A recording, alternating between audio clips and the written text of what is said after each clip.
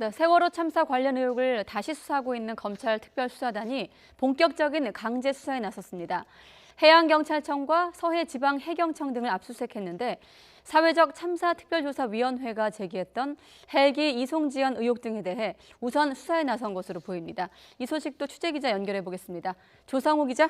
네, 서울 고등검찰청입니다. 네, 세월호 특별수사단에서 압수수색 뉴스가 나온 건 처음이죠.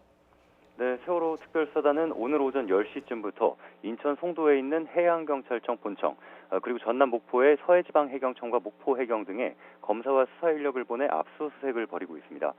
특히 압수수색 대상에는 참사 당시 구조 현장 지휘선인 목포해경 소속 삼천 구함도 포함된 것으로 알려졌습니다. 검찰이 세월호 참사 재수사에 나선 이후 강제 수사에 나선 건 말씀하신 것처럼 이번이 처음입니다. 지난 11일 수사단이 공식 출범한 지 열 하루 만인데요. 검찰 관계자는 세월호 참사와 관련해 그동안 해경에 대해 제기된 전반적인 의혹을 수사할 목적으로 압수수색에 나섰다고 말했습니다.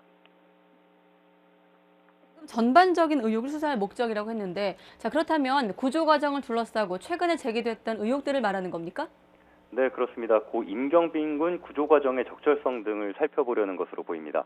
앞서 수사단은 지난주 사회적 참사 특별조사위원회 관계자들과 면담했는데요. 특조위가 수사 의뢰한 의혹들을 먼저 들여다보기로 협의했습니다.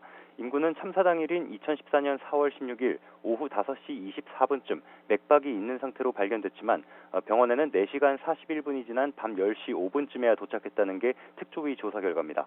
특조위는 임 군이 헬기가 아닌 함정을 통해 늑장 이송됐고 오히려 김석균 당시 해경청장 등이 헬기를 이용했다며 수사를 요청했습니다. 검찰은 압수수색으로 확보한 자료들을 분석해 당시 구조 상황을 재구성한 뒤 김 전 청장을 비롯한 과거 해경지휘부도 불러 조사할 것으로 보입니다. 또 세월호 CCTV가 저장된 녹화 장치를 해군과 해경이 조작했다며 특조위가 제기한 의혹도 살펴볼 전망입니다. 지금까지 서울 고검에서 YTN 조성호입니다.